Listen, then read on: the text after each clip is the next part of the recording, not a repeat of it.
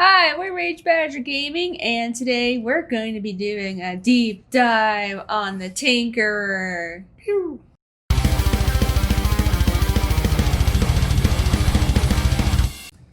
So, the Tinkerer was picked by our Patreon poll. Remember to like and subscribe, and if you want to vote, be sure to check that out in the description below. The Tinkerer has a medium health pool, and a hand size is 12. Ooh. 12! 12 hand size! That's the most in the game! Because you have 12 cards, don't be afraid to bring some losses and go through them earlier if necessary. Yeah, a lot of people. Thank you for joining us, Velvet. She wants to chime in specifically that a lot of people play conservatively. However, with the Tinkerer, you can actually play aggressively with your losses. So don't be afraid to shoot that net shooter out on the first turn if you think that you can just make half the room completely useless.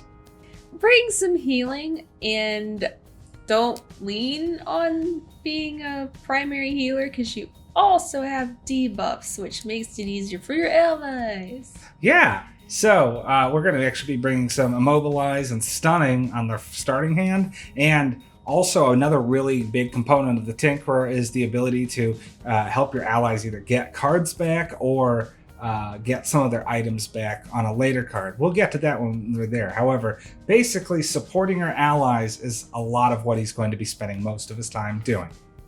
Here is a list of level 1 cards that we suggest taking at level 1.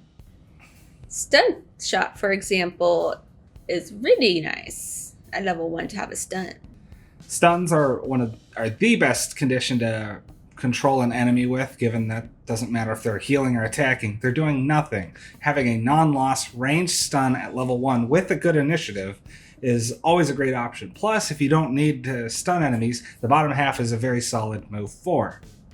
The Tinkerer has a couple cards that are best played at early initiative, but the card itself doesn't have a good initiative. For example, Flamethrower, which has 47 initiative. You could pair that with Energizing Tonic, which is at 16. Yeah, and alternatively, Enhancement Field, which has a crap initiative, could be paired with Toxic Bolt. Not only that, but since you benefit from your own aura in this case, it turns Toxic Bolt into an attack 3 with good initiative, and your allies all get it as well. A good lost card to bring, Reinvigorating Elixir.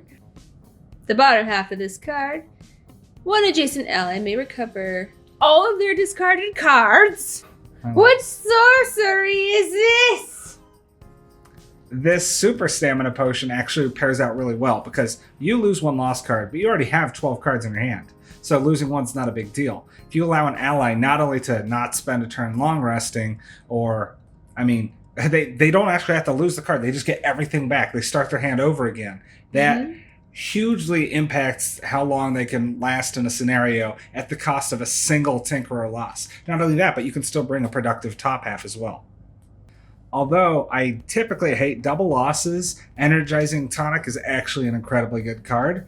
Glug glug. Glug glug, yeah. So you've got a 16 initiative. It is your best initiative. So you can just use it in case you just need to go really fast and then just say, hey, it's a move 2. However, in those moments where we do need to move very far, and we've actually had it to where, like, oh crap, at the end of a scenario, we need to move, or we suddenly need a burst of healing, it just seems to always fill that role of, oh shit. Boom! Stamina booster! Level 2! Stamina booster is another one of those situational losses with a good top half. Nice heal 4, it's not bad. It's sufficient. The bottom half, though. Say boom. Bottom half, though, look at that. You lose a lost card and an ally gets one of their losses back. Meh. Well, Tinkerer losing a card for an ally to get one back, that's good. Because Tinkerer's cards just aren't as good. Tinkerer sucks. Okay, don't say that. Tinkerer sucks. Do not put that in the video. This just... Oh my god. Do not put that in the video, apparently. Boom! Tinkerer's Tools! Yeah. Level 3. Top half isn't great, but whatever. You can disarm traps sometimes. The bottom half is nice. because you can just put a trap anywhere. Yeah, very specific. Like maybe, I don't know. I would want to like maybe have the option to rotate this, but yeah, this isn't. The Tinkerer's Tools ends up being one of the better the cards. The Tinkerer's level up cards just aren't so great, but the cool part is you can. Is it because the Tinkerer sucks? Oh my god. Where is this on your rank? It's the bottom. Yeah. It's a good level 1 class. Just you level up and the cards just don't look much better. This just in, don't level this class up. Retire early. Get out. Get help.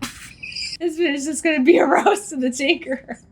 Boom! This video is now the Tinkerer's roast! Level 4! Summon BattleBot! Also known as Dangerous Contraption. Dangerous Contraption is the level 4 card. The bottom half is a nice move for, which, whatever at this level, but the top half at least does something, giving you barely a better version of your level 1 card, because out of all the cards level 2 through 4, this is actually the best option. I don't know how, but hey, it's like the harmless contraption, but at least it attacks. This looks a lot like your level 1 card because it's not that much better.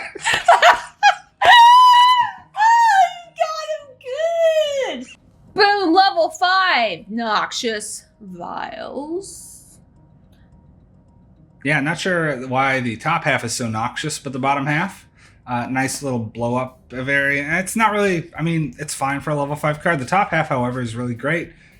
One adjacent ally may refresh one consumed item. It's a non-loss. Hey, ally, refill your stam potion. Mm-hmm. So, yeah. Rinse repeats. Yeah, so one of the best things you can do now is, hey, do you need a power potion or stam potion back? Get it back. Every rest, constantly do this, and it drastically affects your party. So although the level 2 through 4 level up cards weren't that great, we actually have one that dramatically improves the overall stamina of your entire party. Yeah, just gotta get to level 5 first. Yeah, at least some of the level 1 cards are fun, but yeah, these level up cards were not very well designed. Level 6 Gas Canister. The top half, you create a 4 damage muddle trap. Another thing for enemies to wander around, and if you can knock stuff into it, which you can do a nice little 4 damage and muddle to them. It's not bad. Not bad. Not bad. Bottom half's actually pretty great. The bottom half, you put in as a persistent loss. The next 4 turns. As long as you have an ally within 3 of you, you can have them recover a discarded card. The cool part is, since we're a higher level, they probably have some really good cards, especially they're like, man, if only I could play this every turn. What if for the next 4 turns, you could? Just keep drawing the card back, you play your best card, do it again, do it again. Could you imagine with a Spellweaver with Inferno? Just get it back every turn and blow up the room every time. That's so boring. That is boring. However, if you can have your allies constantly drawing their best cards for 4 turns in a row, being able to do them an additional time between each rest, or multiple if you target the same ally more than once, well, that's a powerful card. As long as your allies are good. There's a whole party of Tinkerers. This would suck. Level 7! Summon. Killbot. It's like the BattleBot, but moves faster and hits harder. Killbots. I'm imagining that the Tinkerer has affixed a knife to a Roomba. Yes. It's just like, go, Killbot. Oh my god, yes. And the bottom half is, I guess you're throwing the Roomba or something, attack 4. So it's a big attack on the bottom, so now you can actually do some damage. Notice that, like, none of your attacks so far have gotten, like, ooh, attack 4. Yeah. So you actually can apply some extra damage by doing a top half and a bottom half, so maybe that'll make up for your low damage outfit. Boom! Level 8, Harsh Stimulants. We're going to pretend the top half doesn't exist and just talk about the bottom. So this bottom half is really good. Yes! The bottom half of this card is really good. All adjacent allies add +2 attack to all their attacks. But all adjacent allies suffer 2 damage. Notice it says all attacks, your own attacks, all allies' attacks. So if they have the multi-attack, like the Brute with a movable phalanx using a skirmishing maneuver, all those attack 2s turn into a bunch of attack 4s. Your Spellweavers using fire orbs, they're not attack 3s, they're attack 5s. You're bringing Inferno, betcha that's +2 on all attacks against this room. It's incredible. You have to pair it pretty well with your allies though, but still, that's one of the best bottoms in the game. It's totally worth taking 2 damage. Immovable phallus. Phalanx, not immovable phallus. The moment you've all been waiting for. The level 9 card is Chimeric Formula. One adjacent ally may recover 2 of their last cards in exchange for 2 cards in their hand. Yep, swap out 2 lost cards. However, if you play some high-level losses, need to get them back, hey, now you can just pitch some of your level 1 cards, and now boom, you have high-level losses again. But who's gonna level a Taker to level 9?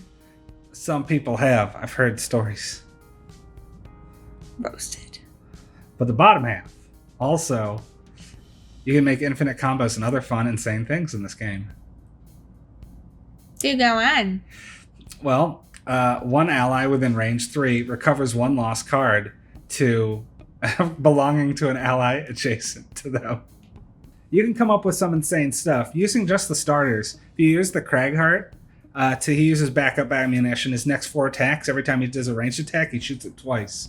Now, imagine giving this to super high damage ranged attackers. You're like, hold on, you burned out of that card? Hey, you get backup ammunition. I'm coming up with a class, but it's a spoiler. So imagine pairing this with Angry Face. Backup ammunition suddenly changes his whole damage output, basically doubling it for 4 turns straight. What's your favorite use of Chimeric Formula? Well, that's a good point. If you can give Inferno to a Brute with Balanced Measure and Immovable Phalanx, he can attack everyone in the room for a high amount, and then he can attack an adjacent enemy equal to the amount of damage he dealt to that room. That's one way to kill a boss in 1 hit. What fun combos have you come up with to recover an ally's card with Chimeric Formula? Let us know in the comments below. For takers just starting on your long journey to level 9, Eagle Eye Goggles are good for you. Yeah, you've got plenty of attack templates like Flamethrower, Ink Bomb, or Net Shooter, so being able to do all of those with advantage, as well as some of your other attacks, is super useful. As always, Stamina Potion. It's pretty universal. Just take Stamina Potion. Every class should. And Tinkerers get a lot of use out of Power Potion, especially because of their multi-attack or template cards. As usual, Invisibility Cloak is very good. You can run up to a door, Invisibility Cloak into it to buy your allies some time, or if you need to get out of a sticky situation, just invisible yourself. It's a very good card. It's better than armor. Perk time. So, as per usual, get rid of that -2 and all those -1s. Get rid of that negative energy. Get rid of all that negative energy. I'm not actually a huge fan of the adding the 2 +1 cards. I think it's a little bit of a trap. Add the +3 and start adding like the plus target, the +1 wound or immobilize, because even though you had less +1 overall, some more negative status effects is going to be better than having a couple attacks hit a little bit harder. So you're going to have to stick with a lot of your +0s in your deck. As a matter of fact, you'll have 7, but I'd go for any of those. It'll make all of your range attacks that much better. But if at any point in time, if you know you're going to be jumping into those crypts, ignore negative scenario effects. They're very annoying. Do you have money and don't know how to spend it? Enhance your cards, just not on the losses. Don't do the losses. You have lots of great options. Wound to stun shot is incredible. You have a bunch of heals, including Restorative Mist, which heals 1 on all adjacent allies. That's not great. It's not bad. But imagine if you could just say, well, heal 1 and bless all adjacent allies. Hell yeah. Heal 1 and strengthen all adjacent allies. Hell yeah. Hard to go wrong there. And for half the cost, you can put it on any of your heals. Like, oh, well, I'm going to bring stamina booster, but what if it tossed a blessing every time I healed them? Those are your best options to go with, I'd say. Don't try to get fancy and try to deal more damage. It's not going to work. Don't get fancy. You've unfortunately hit the end of this video.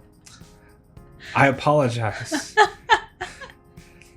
Did not realize we actually had a Tinkerer fan. Thought the patrons voted on this as a joke. I looked at the Patreon poll, what class are we doing? And I was like, am I getting punked?